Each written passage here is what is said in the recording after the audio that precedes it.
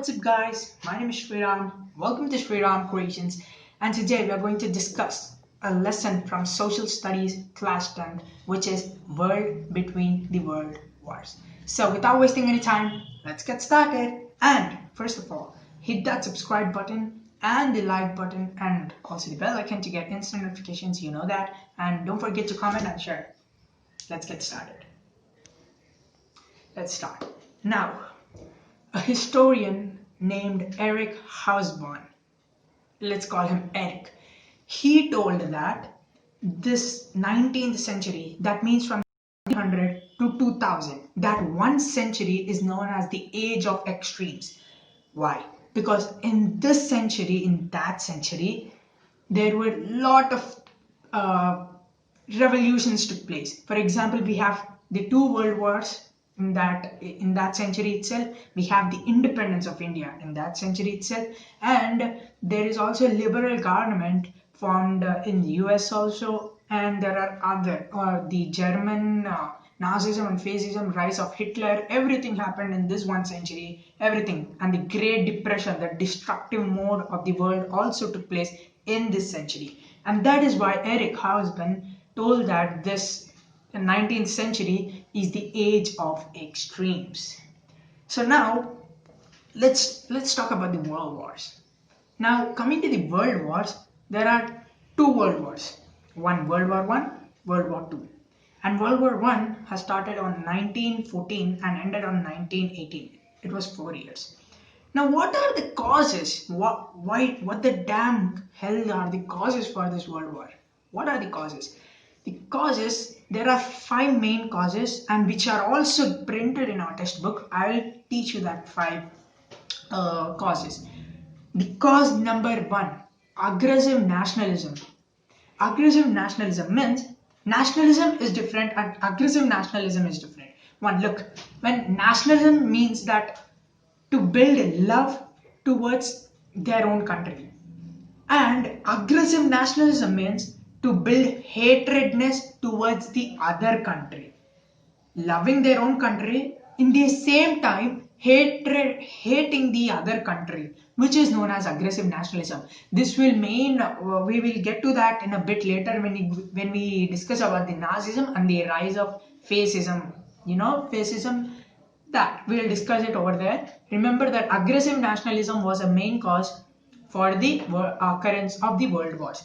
The second main cause is the imperialism. Imperialism, you know that the main countries, the industrialized countries like Britain, Germany, Italy, France, Russia, everything had colonies or territories, you say. Let's say it colonies. So they had to extract the raw materials from their colonies and start producing goods from those raw materials and start selling them. So that was the main purpose for the colonies, right? So these were all fighting, these all industrialized countries were fighting for the colonies, that they wanted this colony for this thing and this colony for this thing. So these were like they were fighting against each other for the colonies and for the raw materials, which also led, it was frequently, there were frequent fights, and this was also a cause for the world wars. The third main cause is the secret alliances.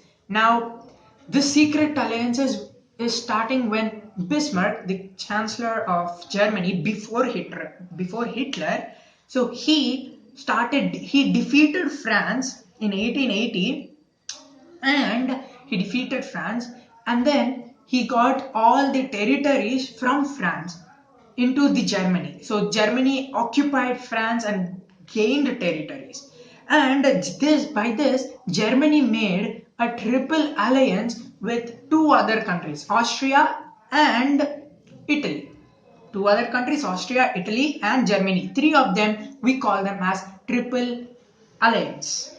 Okay, by seeing this, France also started joining in an alliance, and Britain, Russia and France formed a triple entity, and this one is a Germany and group is triple alliance. So like this, they started forming different type of alliances, and they started forming groups between themselves without telling to anybody. That is known as secret alliances, and that was a main cause for the world wars to arise. That was the third main cause. And coming to the fourth main cause is militarism. So in those days, what happened is that they started, the people in the country and the government, there was no government, right? There everything were, some people were in the dictatorial form of government and some in the other, right? So what happened is that the country started making the government, they did not wanted the government, instead they want military powers to be there for the security and other things that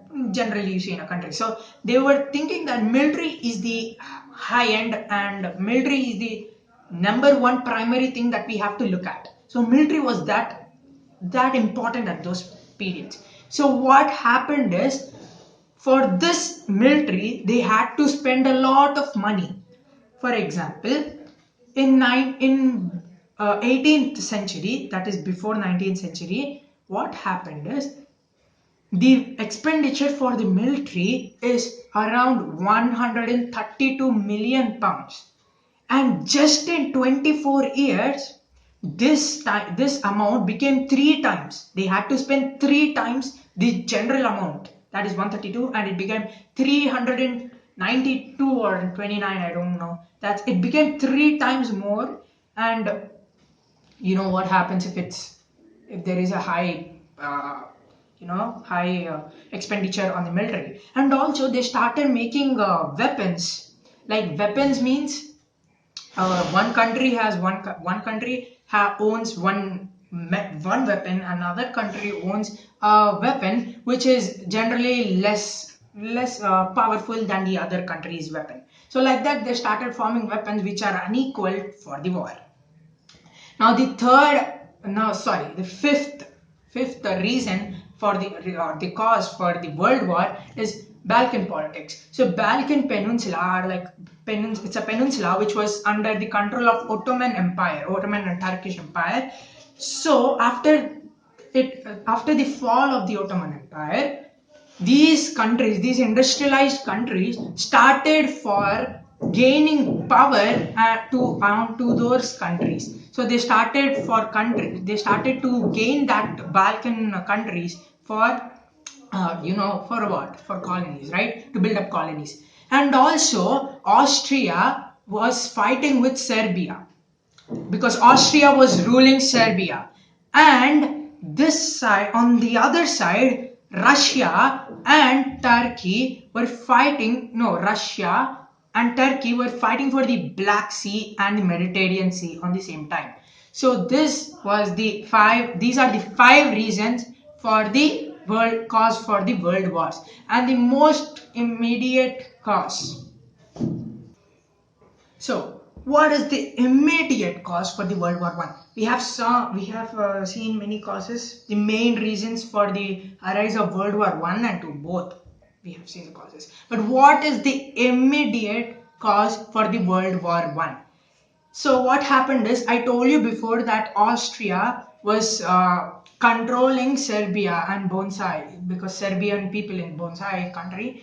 So what happened is, this people, a Serbian guy went to Austria and he killed the Prince of Austria, whose name is Franz Ferdinand. Weird name, but still you have to remember. Franz Ferdinand. He killed the Prince of Austria. He's a Serbian guy, and so he killed on June 28th, 1914. Remember this date? It's June 28th, 1914. He killed. He assassinated. Okay, he assassinated the Prince of Austria. So Austria asked for a reason. Why did you kill the prince? It asked a reason to Serbian people. Then what happened is they did not give an appropriate answer. They did not give a reason, or they did not give an answer, correct answer to that. And so after 1 month, that means it's on July 28, 1914, Austria declared to wage a war towards Serbia. And what happened is, on this Austria, I told you before, it is a group with it made a secret alliance with Germany, Italy, that side, Germany and group. And on this side, Serbia is now included in the Britain, France, Russia. So on this side, the Austria side is known as the Central Power, and on this side, Serbian side, it is known as the Allied Powers. So at first the war has started, and at first Central Powers was like in the top position. It had many chances of winning. But what happened is in 1917, that means almost 3 years after the war has started, in 1917, Russia has dropped out from the war due to some internal revolution. We will see that in Russian Revolution, which is super interesting. I'll deal that today in this video. Remember that 1917 Russia got down and US joined the war against the Central Powers against the Central Powers. It joined as an allied power on that side to against the German or the Central Powers. So what happened is this took place in 1917. In the same year, German lost its troops in a normal ship. Right, there was a ship, and the troops of Germany were going in it. They were traveling, and the ship sunk. So all those troops were died. Yeah, same Titanic ship. Anyways, that's different topic. So what happened is the ship sunk and troops were destroyed, and Germany and the Central Powers lost. Allied Powers won. Simple. World War One was so simple. And what happened is, after 1 year, that is 1918, the war has stopped, Allied Powers won, and in 1919, this Treaty of Versailles took place. This is like an organization. No, it's not an organization. It's like a place where this treaty was formed, and it decided that Germany have to pay penalty because of there is a lot of loss of lives, right, and there lot of loss of money, loss of places, lot of buildings, right. So what happened is Germany had to pay penalty to the winners, that is Allied Powers, both in monetary terms, that means money, and in territorial terms. Remember, Bismarck took away the territories from France in late 80s, right? So 18s. So those territories were again given back to France, and Germany has broken down. So this is when Germany had got a bad, worse hit, and it has gotten even worse hit by the Great Depression. We will also see that in this video. So remember, Germany is dead, gone now. Now, this Treaty of Versailles again formed the first international organization, that is known as the League of Nations. Same as the UNO, how we have right now. Same like that, we had League of Nations after the World War One. So this organization is like to see that there are no disputes between the countries or the Allied Powers and Central Powers. So, but anyway, after starting of World War II, it failed to control them. The Russian Revolution. So, Russia is the third populated country in this whole world. After China and India, Russia is the third most populated country in the world. And for many people, the livelihood in Russia is agriculture. So, the funds are raised from agriculture sector.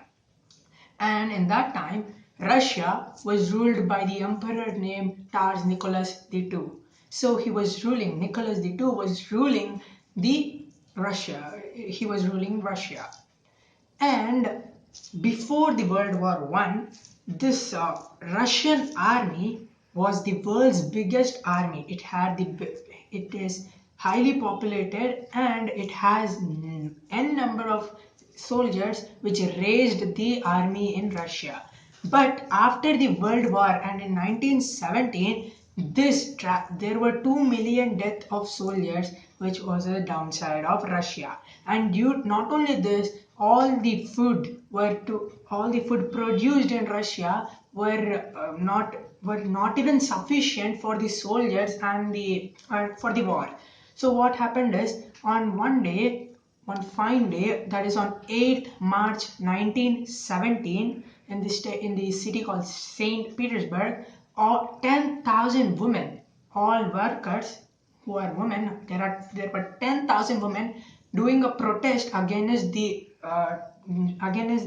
policies made by this Russia and Nicholas. So even the men workers joined them. Now this Nicholas got upset and he sent the army. He told the army that if needed, even kill them. Don't hesitate to kill them also. So these soldiers went there. They did not perform the work told by Nicholas. Instead, they also joined that group, that protest group, and they also started fighting against the Nicholas rule. So within 2 days, just 2 days, everything was set, and this the king Nicholas he ran away, he escaped, and he left the throne. And due to this, Russia set its provincial government and it started ruling itself. And now the Soviets, what are the Soviets? Soviets are like a group of people from different caste and different community areas, soldiers. It was like all the people with equality. Everyone were formed small groups all over the country, which are known as the Soviets. So these Soviets started forming. These Soviets started forming in big number, and all together they joined the Communist Party of Russia, which is known as Bolsheviks, which was leading by Lenin. So Lenin was the leader for this party, Communist Party, and all these Soviets started joining in this party, and this party became vast and became more powerful. But why did the Soviets enter into this Communist Party? Because Lenin's ideology was in a positive way. He told that he will redistribute the land without, as we are facing crisis time, right? This is the crisis time. We will cope up soon and we will do all positive things for the people.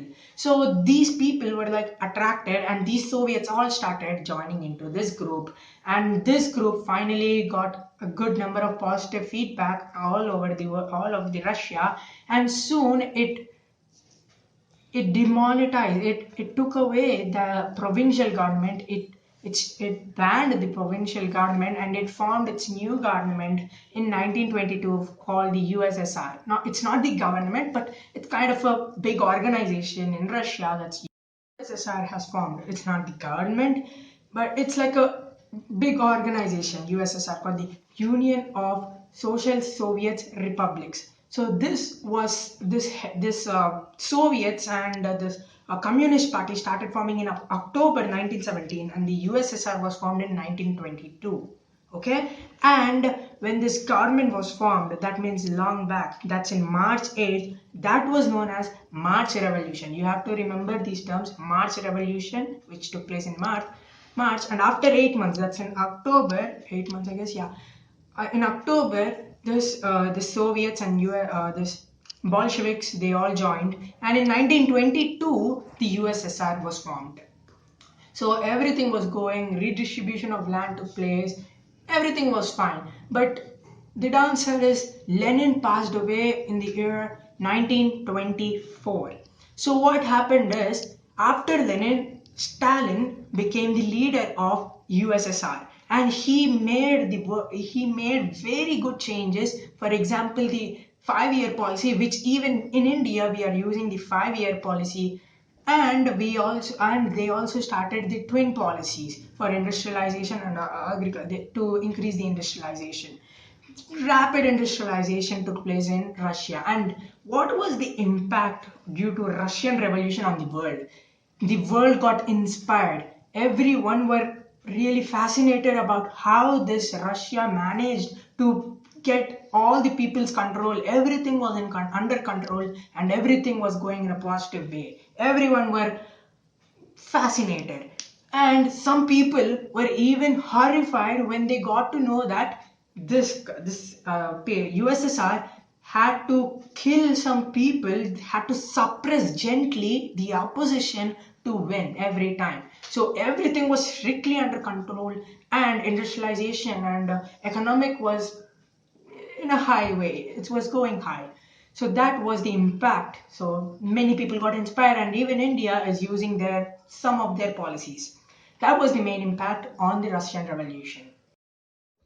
That's it for this video, guys. We will cover the next part, that is the Great Depression, the economic depression, and the rise of Nazism and fascism of Hitler, and then the World War II. We will discuss that in the part 2 of this video, the consecutive video, which is the successor of this video. So please stay tuned to our channel and do subscribe and hit the bell icon and do the all, so you get instant notifications whenever I post a new video.